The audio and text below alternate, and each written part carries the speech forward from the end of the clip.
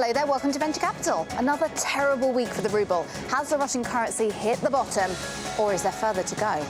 Plus, a clean slate for Russian tax avoiders, and the South Stream gets a new direction. That's all on the way. But first of all, it's been quite a week for the ruble, with a terrible start, suffering its biggest one-day fall in 16 years, falling about 9% on Tuesday. Just here, you can see that drop. It did manage to resume, though, by the end of the week, balancing out at around 5% there. Now, most of this decline that you can see is down to the slump in crude oil, the backbone of the economy here, which remains stuck at a 5-year low.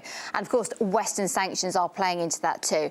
But what next? Will the Russian currency collapse as it did back in 1998, or will it survive these challenging times? Well, I'm now joined by foreign exchange expert Angus Campbell in London to talk this through.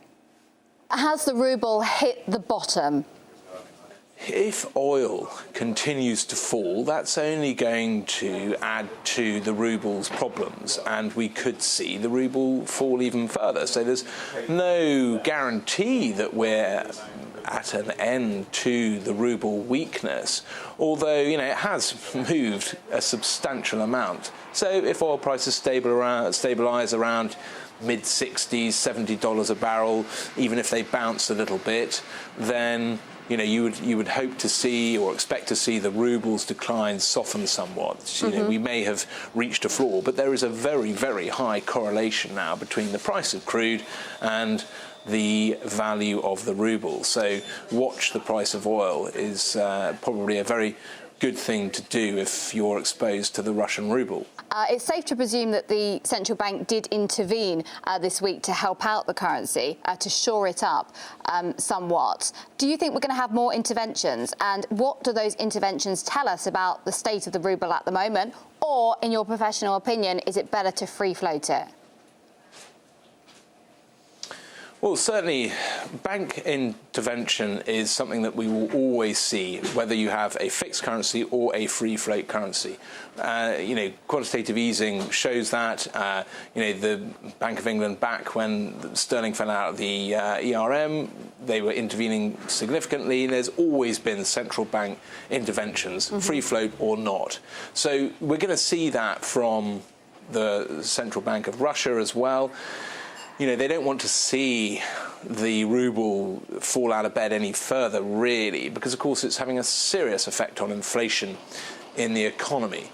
And that comes at a time when, of course, oil prices are plummeting, so you would expect inflation to be falling. But, you know, the huge devaluation that the ruble has suffered from has really caused inflation to spike there. Yes, because, of course, inflation is now expected to reach some 9%. That's mainly because of the currency devaluation. Now, the move to free float makes sense because Russia is it's part of the global economy. It's a very large economy, a diverse economy. Of course, it is still very heavily reliant on energy, but, you know, there's a lot of foreign investment in Russia. So it makes sense to move towards the free float currency, and they're slowly but surely doing that. At the same time, the central bank will continue to intervene, and as we've seen over the course of history, central banks do look to try and protect their currencies if they move too far in terms of appreciating too much or depreciating too much. OK, Angus Campbell, FX Pro, thank you very much.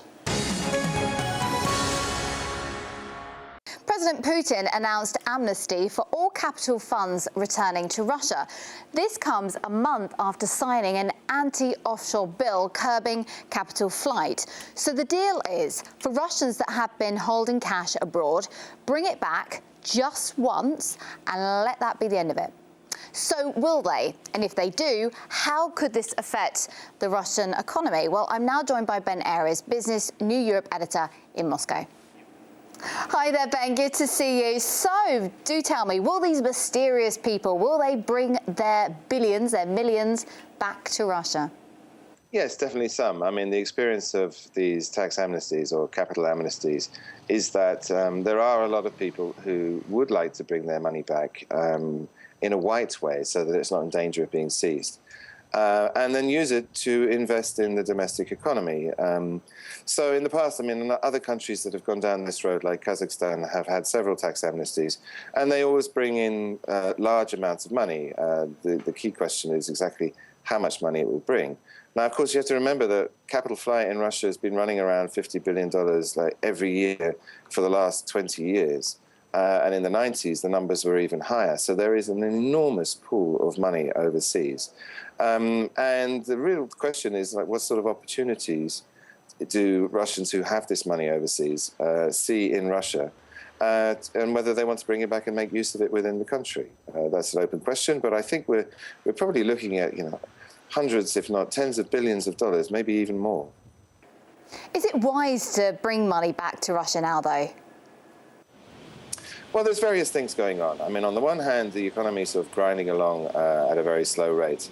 And so the opportunity for investment maybe is not the most attractive. Having said that, we've seen a pickup in industry since the financial sanctions were imposed, and also the import ban on European goods. There's been a huge uptick in agriculture, so there are good investment opportunities in those sectors.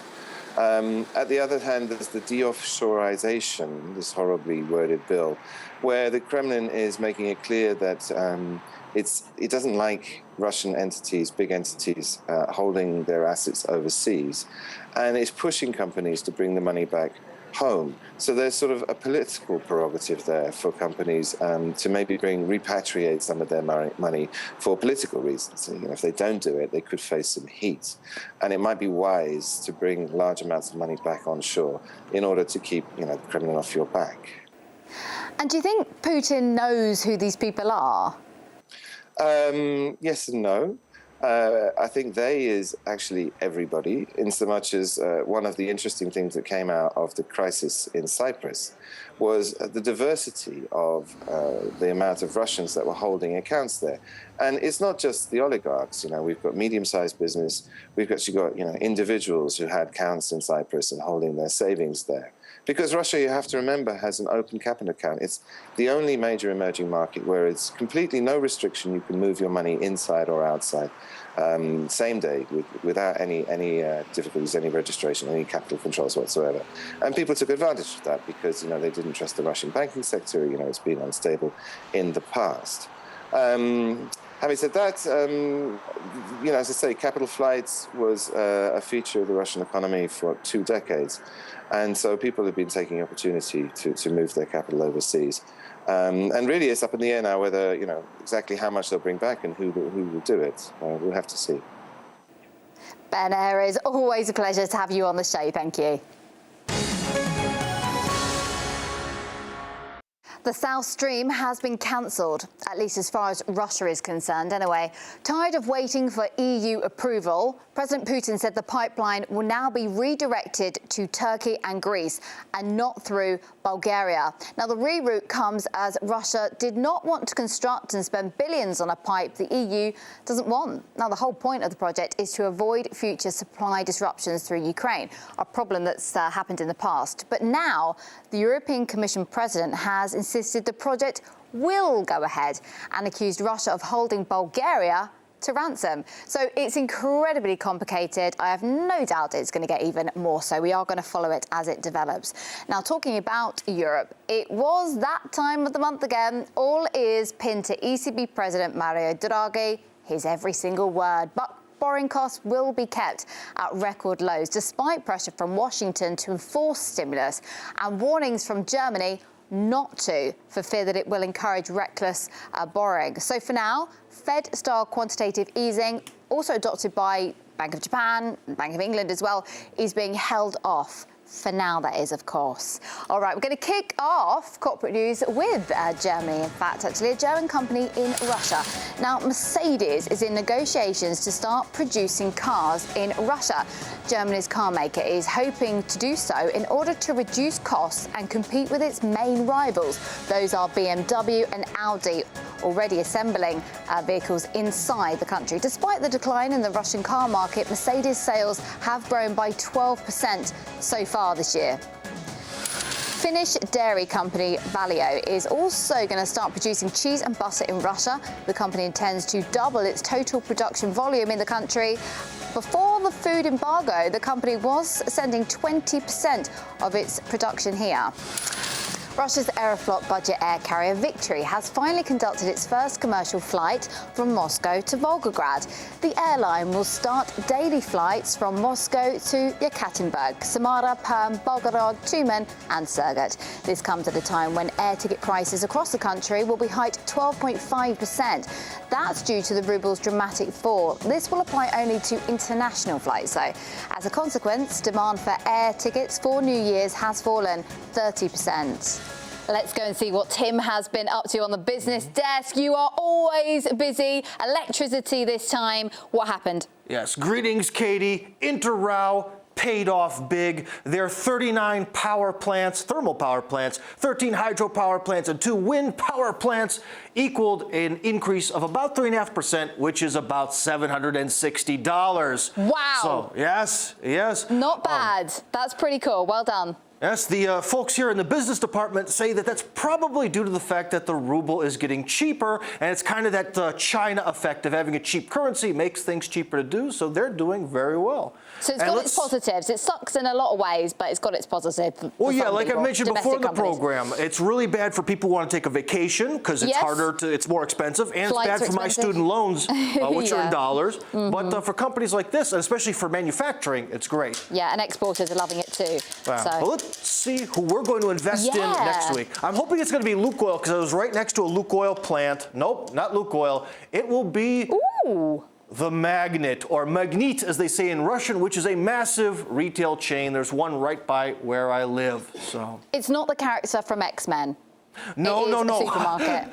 Not connected. In fact, they don't even have a mascot. It would be kind of fun if they had a Magnet Man mascot. So. He was really scary, wasn't he? In his helmet. And he controlled all metals. He was a scary man in red spandex is scary on multiple levels, Katie. Oh, I'm thinking, let's get you in red spandex for the end of year show. Let's do it. Okay, Tim Kirby, well done to you. Congratulations, you made money. Goodbye.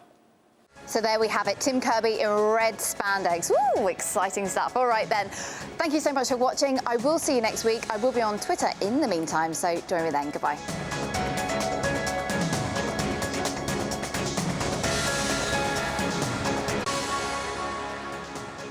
Hello there, welcome to Venture Capital. Another terrible week for the ruble. Has the Russian currency hit the bottom, or is there further to go? Plus, a clean slate for Russian tax avoiders, and the South Stream gets a new direction. That's all on the way. But first of all, it's been quite a week for the ruble, with a terrible start, suffering its biggest one-day fall in 16 years, falling about 9% on Tuesday. Just here, you can see that drop. It did manage to resume, though, by the end of the week, balancing out at around 5% there. Now, most of this decline that you can see is down to the slump in crude oil, the backbone of the economy here, which remains stuck at a 5-year low. And of course, Western sanctions are playing into that too. But what next? Will the Russian currency collapse as it did back in 1998, or will it survive these challenging times? Well, I'm now joined by foreign exchange expert Angus Campbell in London to talk this through. Has the ruble hit the bottom?